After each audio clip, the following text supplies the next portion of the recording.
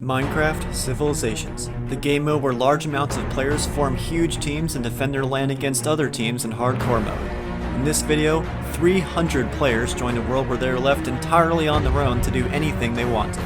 This included forming their own teams, as well as having free reign to do anything on the map that was a part of normal gameplay.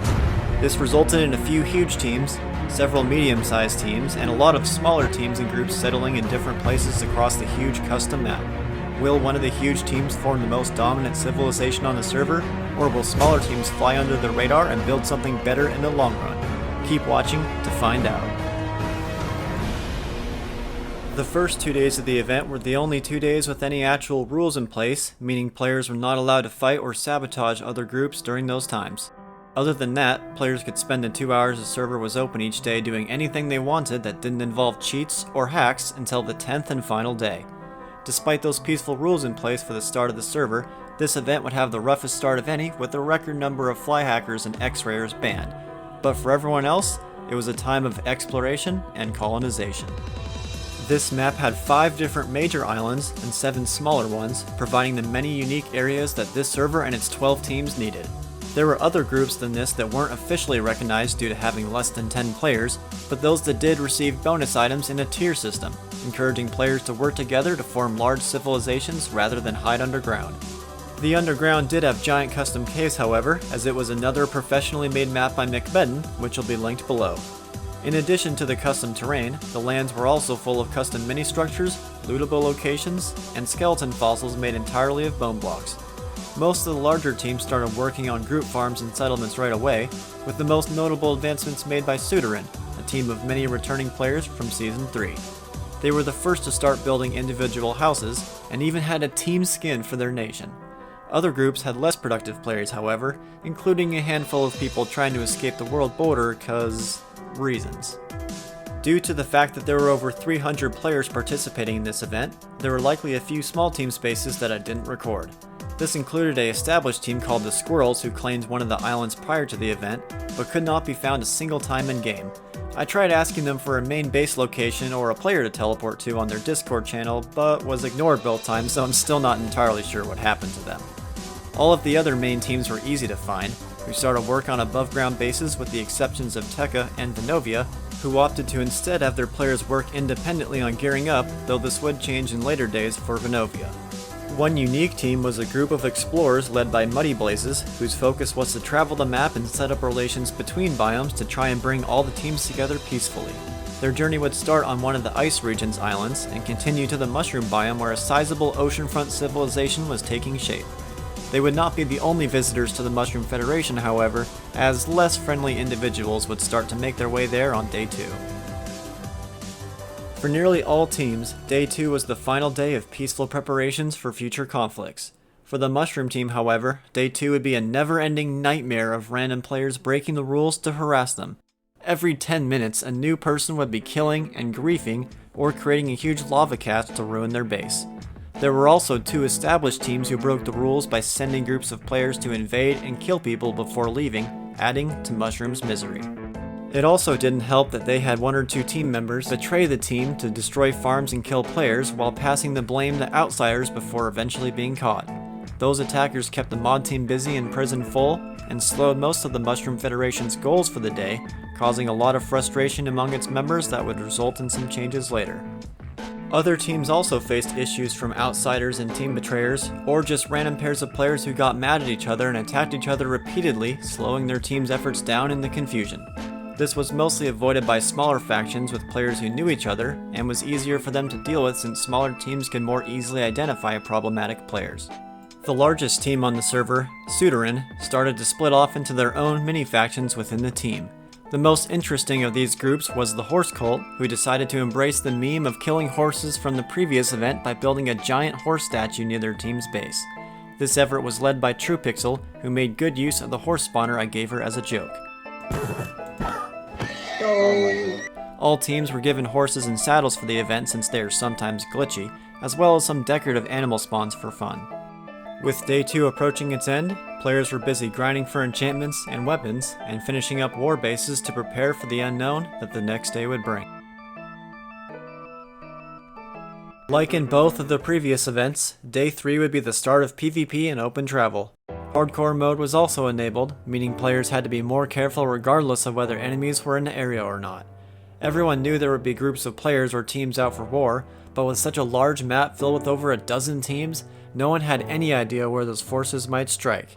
And as everyone waited, the first event of the day would be a very surprising one from this season's biggest team, whose leaders decided to abandon it after getting frustrated with annoying and non-cooperative players. We just ditched Sudarin. We're gone. Yeah, and Pixel burnt everything on our And we're not path, coming man. back. Yeah, no, we just left them. The leaders of Sudarin. Yeah, we're just taking Sudarin out from the middle. Okay. Yeah, pretty much. Everyone slay your horse. No witnesses. No witnesses. Sudarin was not the only team with leadership struggles, however, as the Mushroom team would also seek a new leader after being invaded repeatedly by Team H, losing a handful of players during the process. I got killed. I'm being killed. Are you coming up? They're killing me. You guys, I don't know, but there are people on our team. There's people of our own team No, attacking. Why I died. Why aren't we fighting back? Team H took advantage of their smaller team size by going after a nation that wasn't too much larger than themselves and using group hit and run tactics to avoid facing a larger army all at once. They were so effective at this that they got Mushroom to abandon their base and seek a more peaceful beginning elsewhere near the end of the day. See this sign right here? Yes. That should answer all your questions on who the new leader of Mushroom is. Okay. Just think about what Apple truly did for the Mushroom Nation. He did nothing. What do you? Well, he left us.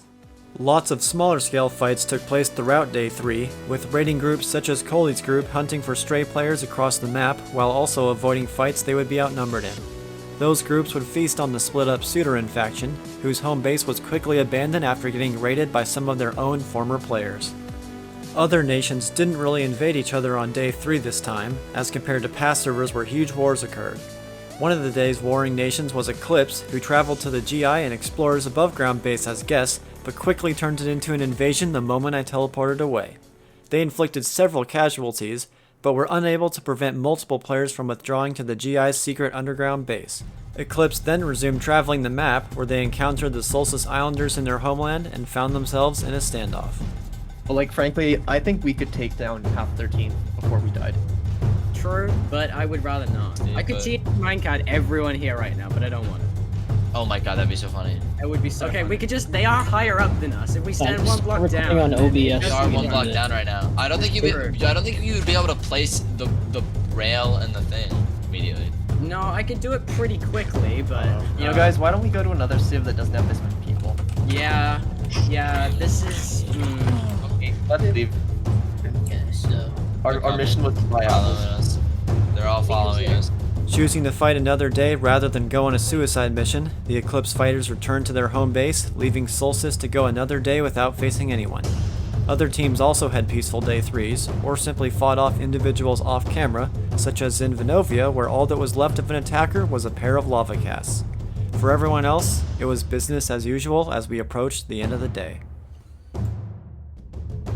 To start the fourth day of the event, I visited the Volcano Skybase, which had really taken shape since the first time I was there. But unfortunately, an attacker was visiting as well. The Skybasers lost one of their own players who was on the ground, but were able to defend off against all attacks of the Skybase itself. This was different from the new Mushroom Base, which was attacked by Tekka during this time, where its new leader met his end along with a handful of players and a huge pack of How dogs. did we turn? Why did you just... How did we turn this into Okay. that would be. Look up. X-Master, I've actually made a cave spider spawn. Mushroom was also attacked by H and Coldy's pirate group at the same time, who would end up fighting each other and losing several players among themselves in the process. Oh, Aaron, you're in a different server to me. You're like invisible and some shit. Cody, can you put Yeah, me no, on Tekka because I was slash killed? Fiber has... Dead. Nice, bro.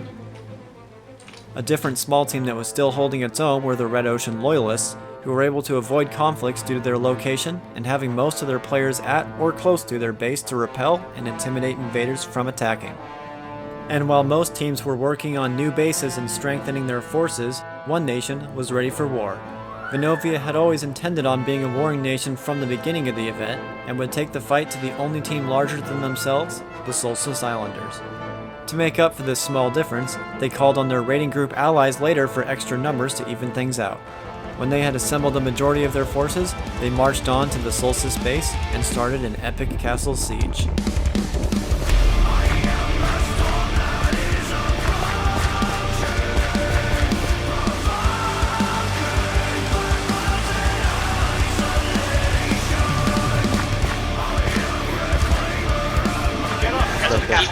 Yeah, everyone get back into the castle. Should we leave?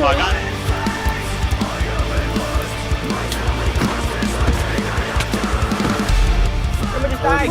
Wait, are we in danger right now? Oh my god. Yes. Get up. Wait, there's 3 teams up. Hurry. Oh, we got a lot More people coming. I got 2 guys on me. It's an allied force. Who's teaming? Hold our ground. We'll Yo, Argus. Oh wait, can you run to the castle? Can you run to the castle? I can try, Look, you have to block in. Oh, I got hit off. Guys, you guys want to just charge it. You guys just want to Defense wins. We're on high ground. Heck no, we don't charge it. kill. Oh, shit! I'm down. Someone help me. Okay, just hold ground, hold ground, guys. They're coming up, I think. They're coming up. Get ready. 4 of us are not there. 4 of us are not there. Solstice tried assembling their army and calling all players to their base as quickly as possible, but with their castle surrounded, it often ended badly for individuals trying to get in. This created a free numbers advantage for the invading forces to take, but the invaders would struggle to actually get into the castle, with some Venovians managing to break in only to be outnumbered themselves, creating a very interesting dynamic to watch. Yeah. Wait, Cody, you Got like 5 people on me. You need to get over here, Luke. Defend, especially when we're on high ground with a ton of bows and arrows. I We're literally draining all the roads. Someone Yo, can you guys They hit like 5 blocks. They hit like 5 There are more coming. Higher servers here to kill us. Target that guy. We can turn, guys. Cause Cookie, I'll help you, Cookie. They're coming in the middle. Look, they're below the castle. Who is not They're in there. Wait, move. Watch out. They're coming Oh, in. yeah, you scarecrow. Watch out. Get away from the edges. Yo, Cookie, I need help. Cookie, get There's across. most of them. Guys, I on reverse. I was trying to get there. I had like 4 people on me. What? Because I couldn't get in. I had like 4 people chasing me. I went off to the one. Coming in through the holes, guys. Do we need to leave? Wait, are they On me. The invaders stubbornly tried getting into the castle, but after failing to get a sizable force around the castle at any one point in time, they retreated to the ocean, giving the Solstice Islanders a false sense of victory.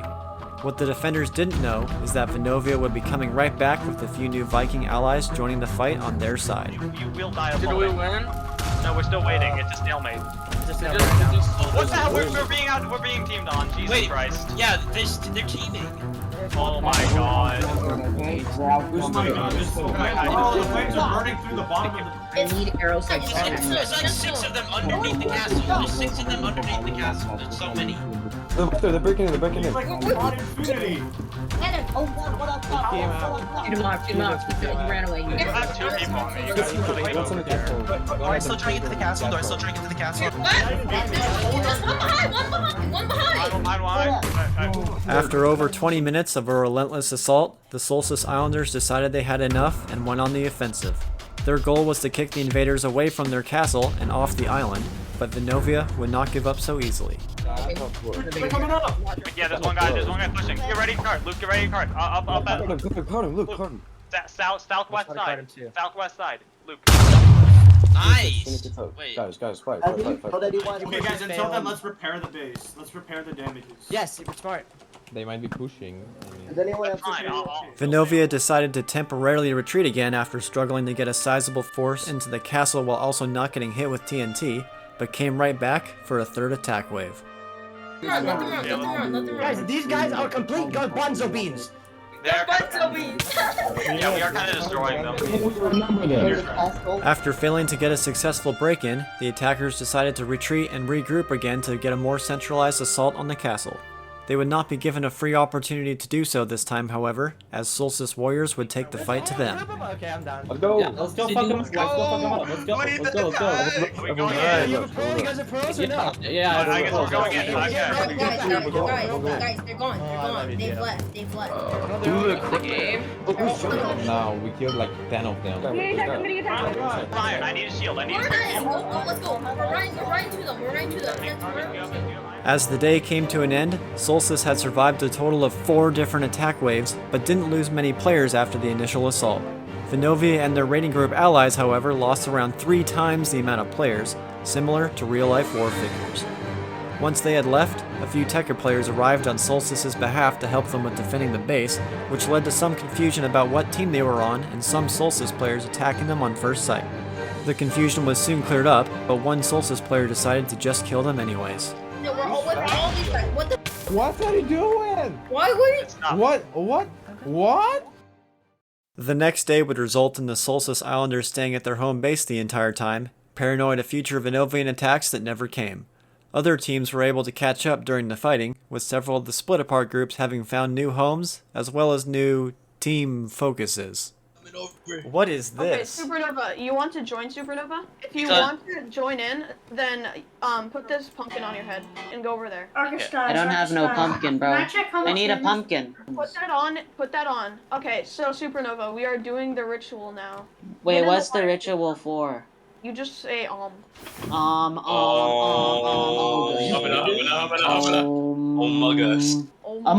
bro. I love Amogus. I'm right here. We sacrificed the horse in their name. Yeah, we sacrificed. We killed Pixel's horse. We have True Pixels in Draco 314. They were taken off us too soon by a pit. The horse shirt. Wait, Jack, give me your boots.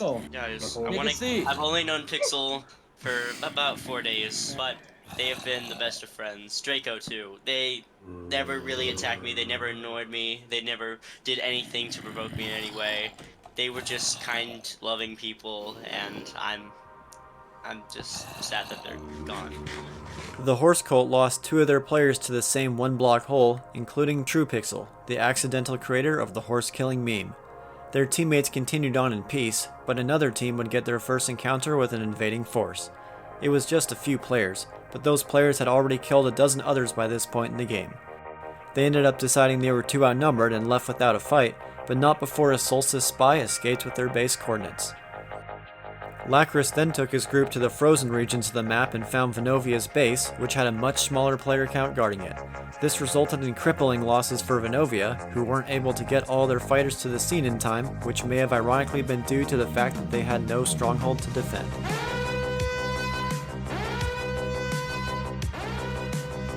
This type of raid against teams whose players weren't grouped together was a common theme throughout the event, with a lot of the medium and smaller sized teams bleeding out in this way. Lacris's group and others took turns harassing different nations across the map, slowly bringing down teams like H, Mushroom, Sudarin, and the GIs. One team that was able to avoid these raids so far were the Red Ocean Loyalists. It's house tour time, house tour time. Yes. I have a Gerald. Another Gerald. What? Why haven't we been using those 2 bookshelves? He really used 2 bookshelves on his base, huh? Cody, can I show you something? Follow me. Alright, so here we have the entrance. I want to go for like a little underwater naturalistic theme.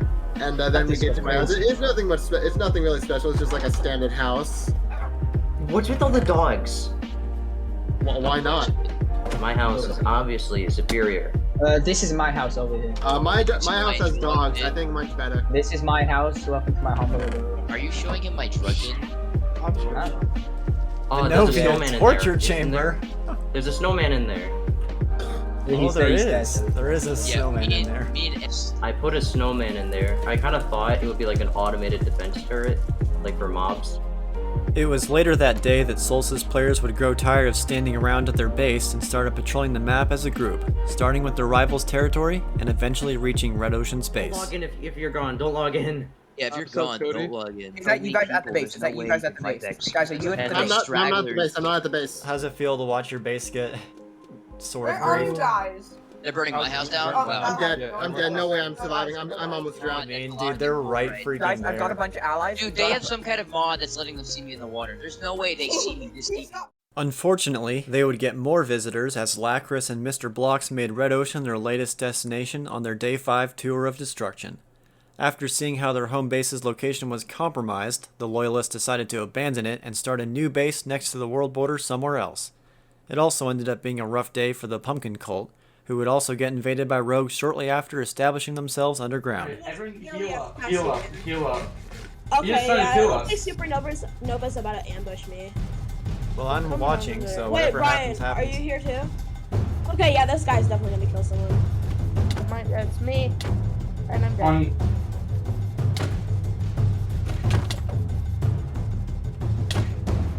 Okay, I'm right on his tail. I'm literally right on his tail. He's on me, he's on me, he's on me. Go there, come as fast as we can. Help him, guys. That was a shield. No! Oh shoot, I'm dead, I'm dead, I'm dead. Are you Who's dead? I'm dead. Crimson is dead. Crimson, what just happened? What just happened? A guy named Scrass just trying to kill a bunch of us. Was he with you? He mined into my hole. Literally dead. What? He took me on when he was at like 3 HP. Can I talk, please? Even small teams hiding underground struggled to survive in this event. The players who remained knew this, but continued trying to get stronger and better items anyways. The only large forces remaining on the server were Solstice and Eclipse, with Venovia still having a decent amount of players as well. There were still a handful of players left on other teams, and independent groups popping up from time to time, but sadly those players were often picked off by raiders. Actually, you know what? I'm gonna join like Hypixel or something real quick just to see how laggy that is. The 6th day of the event started with Solstice being attacked by 2 pirate groups. These players had a lot of success attacking different nations, but this time it was too much to handle. Lacris's group had been chasing an Eclipse player, who led them into Solstice territory, which resulted in both of their deaths. Oh, I see them, they're in front of us, Get out of the boat and let me Super Rhino just died at clarification. I think we're getting flanked. Rhino! Wait, listen to me real quick. One of our... Where are you watching? PS4 game. He screen shared as well.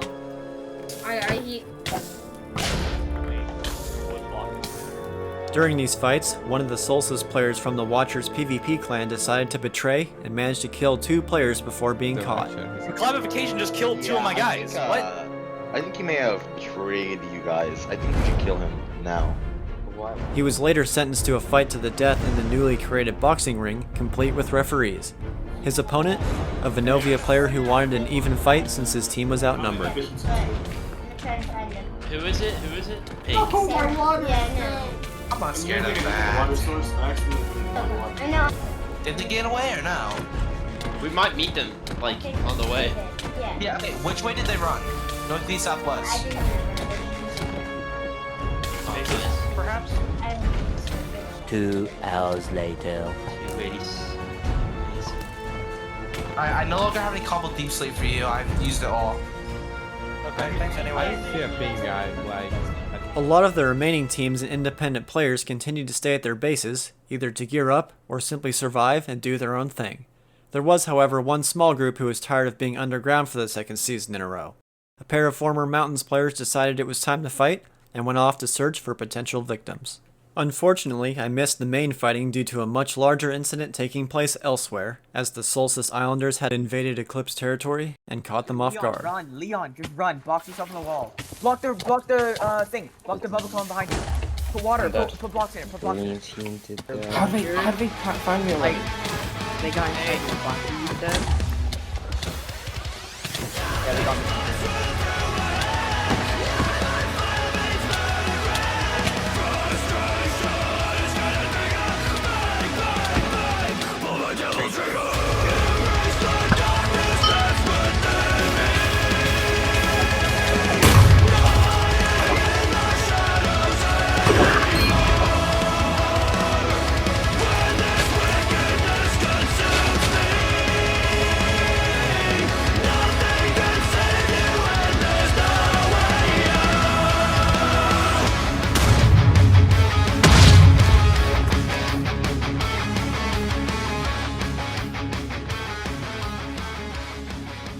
After getting 2 double kills with TNT minecarts, the Solstice Islanders had eliminated the only sizable threat left on the server and also killed off several of the boat raiders who had been plaguing teams for ages. They returned to their home base at the end of the day to celebrate, and after realizing almost no one was left, a handful of players decided to fight each other out of boredom, starting a betrayal that wasn't really a betrayal. The team was essentially divided into watchers who wanted to fight for fun, and scythers and general civilization players who wanted to continue playing. Wait, who are you guys killing? Each other. They're killing each other. Don't worry about My it. allegiance is the scarecrow. So wait, are we killing everyone that's not Got him. Scythers or His chest plate broke. He's dead. He's so dead. He's dead. Thorns. Nice. easy? Who's on the beach? Can you help me? I'm going Well, yours. no, I could just get on my boat. It's just... You guys ready? You guys ready for this? I'm gonna drop all my loot. I'm going as high as I can with the trident. I'm gonna drop all my loot. Watch me die. Why aren't you guys watching me die? Alright, I'll go there after I get there. When the skirmishes were over, everyone who remained got to work on the civilizations aspect of the game and started building a city around their castle without fear of invasion. This included a chessboard, a giant statue, and a horse jailed inside a house that I was never given an explanation for. Why does Donald the horse deserve to be burned? What is the meaning of this? Solstice was not the only faction building at this point, as both Red Ocean and the Volcano Skybasers had been building and surviving for days, uninterested in the server's wars. When I saw the crazy progress the Volcano Settlers had made, I invited the mod team to join me for a tour. Something else we realized during this time was that these teams were the only nations who successfully repelled attackers besides Solstice and were still alive. No other teams had accomplished this, and I think a large part of it was due to their locations. No other factions had built civilizations anywhere around the desert, which caused all the raiders and boat patrols to largely ignore the area. Sadly, this wouldn't be the case for Red Ocean since a handful of Solstice players decided to go on the hunt after someone showed up at their base to fight them near the end of the day. We need to. Yeah, GG's. Child Vaporizer, Shark 5. The Red Ocean Loyalists split up and fled the moment Solstice arrived, leaving me and recently hired DJ TruePixel behind. We tried convincing them to leave the base intact, but...